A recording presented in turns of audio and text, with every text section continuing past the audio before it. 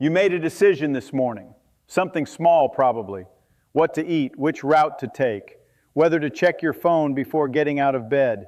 It felt like a decision, felt like you weighed the options, considered the moment, and chose. The choosing felt immediate and personal and undeniably yours. That is what deciding feels like from the inside. A moment of agency, a small act of authorship over your own life. You, deliberately, selecting one path over another.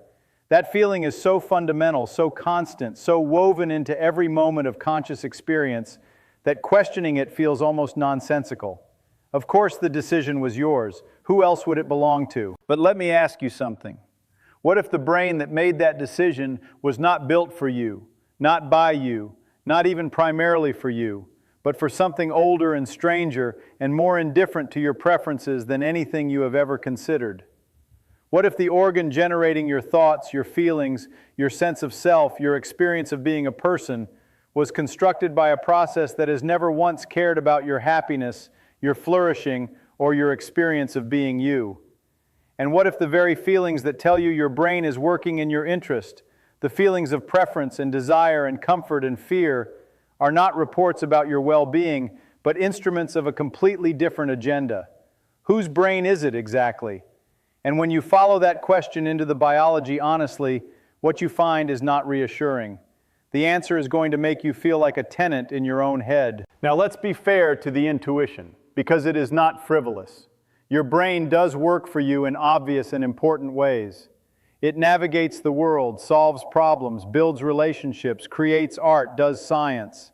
The experience of being you, the rich, continuous first-person experience of consciousness, is generated by your brain and experienced by you.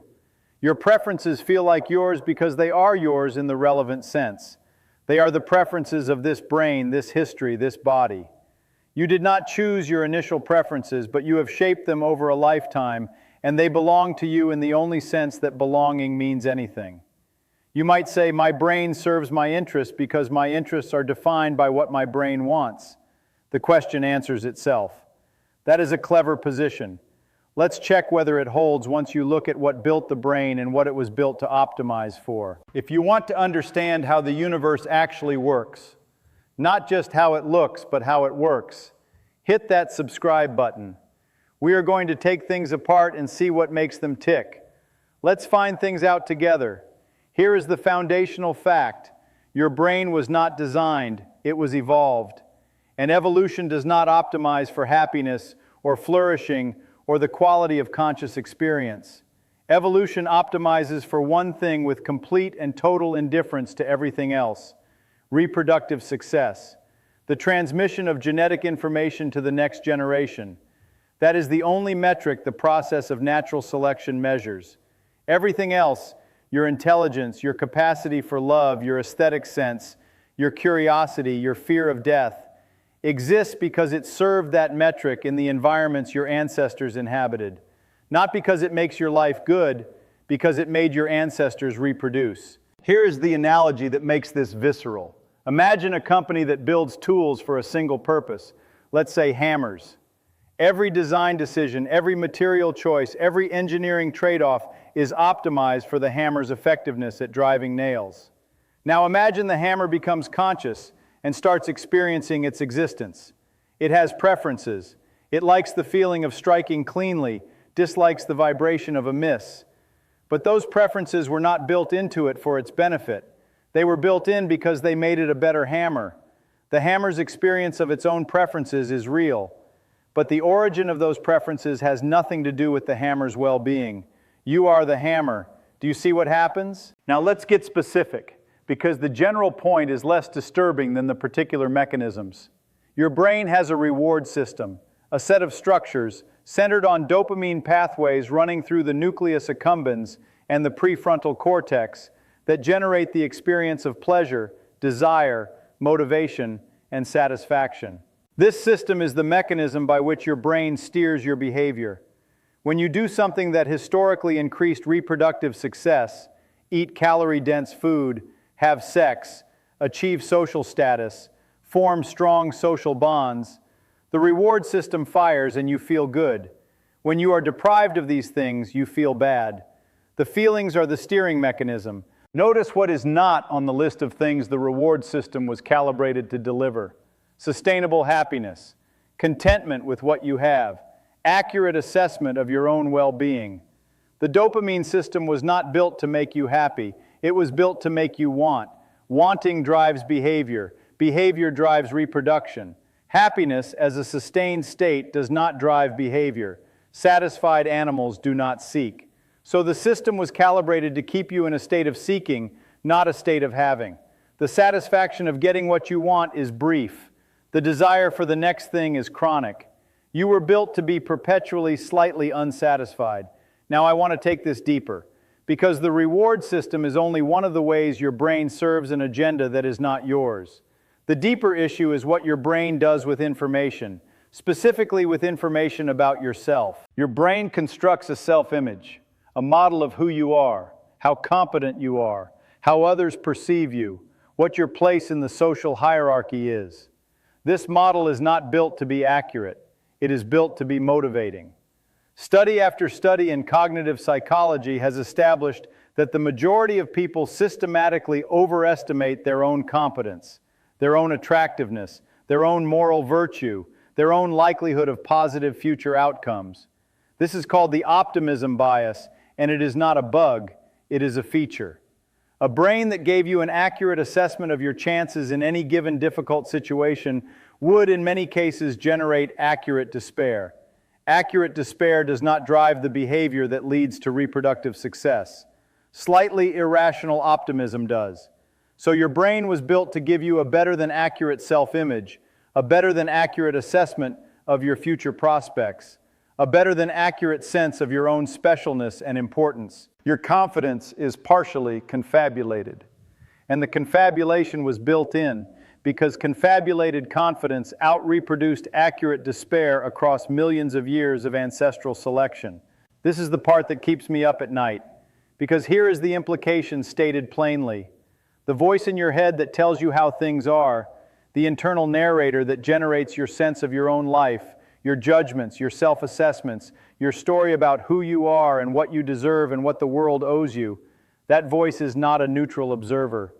It is an instrument built by evolution to generate the beliefs and motivations most likely to produce reproductive success in ancestral environments. It will tell you what you need to hear to keep behaving in ways that serve genetic transmission in the Pleistocene. It will not necessarily tell you the truth. And here's the deeper layer. You cannot simply decide to distrust it. The instrument doing the distrusting is the same instrument you are trying to distrust. You are using your evolved brain to evaluate the reliability of your evolved brain. The tool is examining itself. And the tool was built to maintain confidence in itself because brains that doubted themselves too thoroughly produced paralysis, and paralysis did not reproduce.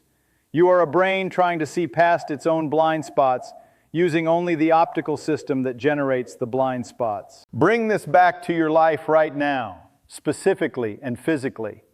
The anxiety you feel about social judgment, the way a perceived slight from another person can occupy your thoughts for hours, disproportionate to any practical consequence, is your threat detection system, originally calibrated for small hunter-gatherer bands where social exclusion meant death, now running in a social environment of hundreds of millions of people where most social judgments carry no survival consequence whatsoever. The system cannot tell the difference. It fires the same alarm for a stranger's disapproval online as it would for genuine exclusion from the tribe. You are carrying prehistoric social software in a modern social environment, and the mismatch generates suffering that serves no current function. The suffering is real. The danger it is warning you about largely is not. Your brain is not broken. It is running the right code in the wrong context. But here is where I find myself when I sit with all of this honestly. Knowing the mechanism does not make you a prisoner of it. In fact, knowing the mechanism is the beginning of the only genuine freedom available. The Stoics understood something about this 2,000 years before neuroscience could describe the hardware. That the distance between stimulus and response, between what happens to you and what you do about it, is the space where something that deserves to be called choice lives. That space is small. It requires effort to inhabit, but it exists. Your brain is an evolved instrument running ancient software in a new world, optimizing for a metric you never chose, generating a self-model that flatters you strategically rather than accurately, steering you with feelings that were calibrated for an environment that no longer exists. And you, whatever you means, whatever the subject is that sits behind the instrument and sometimes manages to observe it, you are the thing that can notice this. The brain built for one purpose has become complex enough to model its own construction. The hammer has become conscious enough to ask why it was made. The instrument has developed the capacity to examine its own origins. That capacity is not guaranteed by evolution. It is not selected for. It emerges from the same complexity that was selected for other reasons, and it gives you something your ancestors did not have: the ability to know what you are and to act sometimes anyway. Your brain is not yours in the sense you assumed, but the noticing is. If this twisted your brain a little bit, good. That means it's working. I'll see you in the next one.